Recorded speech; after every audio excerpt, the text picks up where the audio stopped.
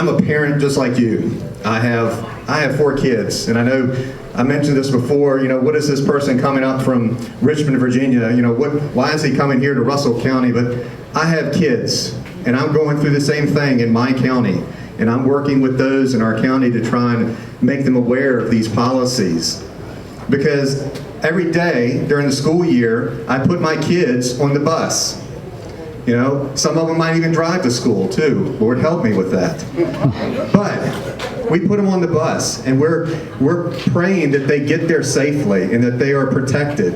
And we're praying that when they get into the classroom that they're going to have time to learn science and math and all these great subjects.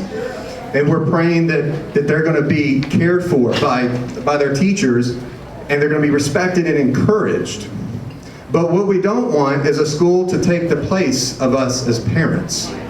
We have the parental authority under Virginia law. It says that parents have the fundamental right to direct the health and education of their children. And so we want to make sure that the policies that are put in place do just that they respect our ability to parent. I love my kids, and I want to make sure that they're in a safe place. And it's not about trying to take away or be mean to anyone else. No, we want to uplift every child. Every child deserves to be loved and to be respected. They're precious, created in the image of God. But what's come out of Richmond does just the opposite. Because what it will do is it'll infringe upon the liberties of those who are actually following the law, who actually are living out their fundamental rights. And these policies are dangerous. And let me stress, it's the policies that are dangerous, okay? Because it could allow, potentially, for males to interchanging facilities with other females. It could potentially take away the free speech rights of teachers, forcing and compelling them to say things that they know is untrue at a time when we want to be modeling truth to children in school, honesty and integrity.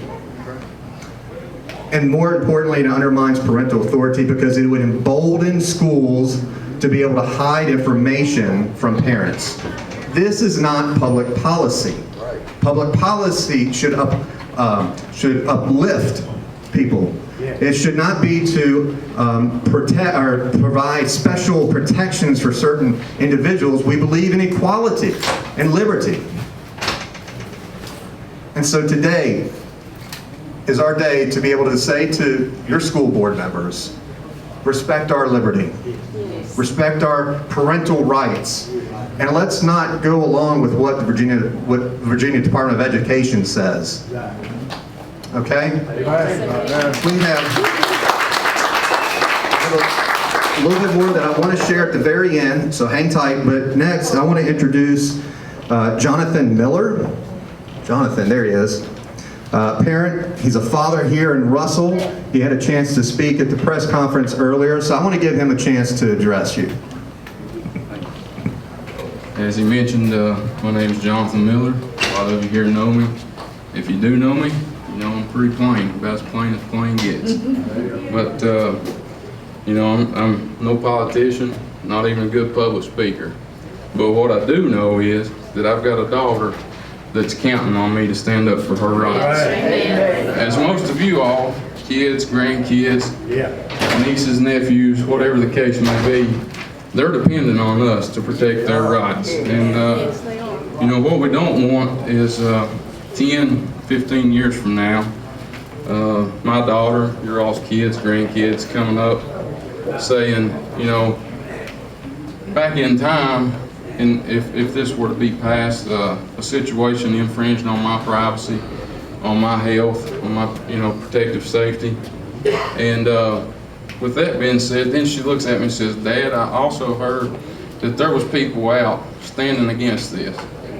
Were you there? And that's what we're all here for today, to let the school board know that we're in support of them saying no to adopting this policy. Thank you.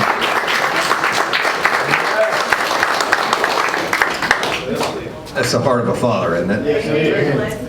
The heart of the father was exemplified in the scriptures too. And I'm just so thankful that you're willing to stand up and make that stand. Next, I want to introduce Pastor James Nunley, pastor of Point Baptist Church. He had an opportunity to speak at the last school board member meeting, and he's here to address you as well. So I'm going to hand the mic over to him. Thank you. As was told, I'm Pastor James Nunley, Cedar Point Baptist Church here locally. Blessed with the opportunity to have the freedoms in this country to be able to stand against these things. Mighty thankful that we have folks such as yourself gathered in here to do all that we can to try to support our school board members to say no. Very simply, we are a pivotal time in this county, one that we've never faced before. A time in which we as the unified community must stand on truth. This meeting is of utmost importance for our county and more specifically for our children and educators as a whole. We're here to make the Russell County School Board aware that we strongly oppose the adoption of the Virginia Department of Education's model policies on transgender issues, and we ask that each of our school board members vote no to the adoption of these policies. Our desire is to see every child protected. Every child protected in this county by not adopting these policies. These policies contain so many concerning areas, and I'd like to address a few of them. First and foremost, they infringe upon our children's rights of privacy. Every one of them, if these are adopted, those rights are infringed upon. These policies expose our school board, our administrations, our educators, and they put them in a very sticky situation of violating by default the constitutional rights and religious freedoms of both children and parents. In 1882, John B. Finch was quoted in a speech as saying, "Your right to swing your arm leaves off where my right not to have my nose struck begins." Today, we would say, your rights end where my rights begin. Unfortunately, these model policies are being force-fed to us while overstepping those boundaries. I want to give you 5 examples very quickly, if I can make my hands work. Thank you. 5 examples of that infringement. These policies encourage the deception of parents. I don't know how many of you read into that. While encouraging kids to lead a double life and hiding vital and possibly life-saving pertinent parenting information. These policies open the door for the state to punish parents as abusers for simply expressing genuine concerns of the promoted narrative. These policies require schools to jeopardize privacy and safety rights of each student. These policies violate religious freedom as they mandate that all school employees and students must use transgender pronouns or face punishment for discrimination and harassment.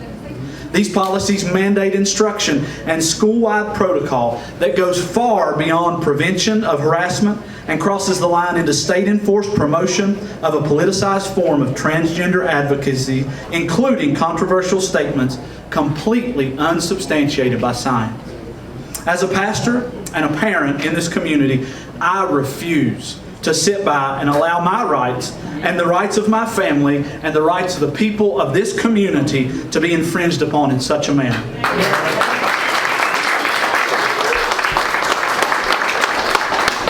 I do encourage each of us that will be speaking this evening to maintain control and not allow ourselves to be provoked into illicit responses. I encourage everyone who speaks to do so in kindness and compassion, with respect for the fact that everyone's entitled to their opinion. However, we must stand strongly united against these policies without conforming to ideologies that go against our beliefs. I encourage everyone to get behind our community leaders and our school board members who oppose these policies and hold accountable those who cave in to those policies. We need to say yes to protecting our children and no to being forced into adopting sexualized political agendas. It is possible to find compassionate ways to protect every child without sacrificing some children's safety on the altar of political agendas. And that's what we're getting today, folks.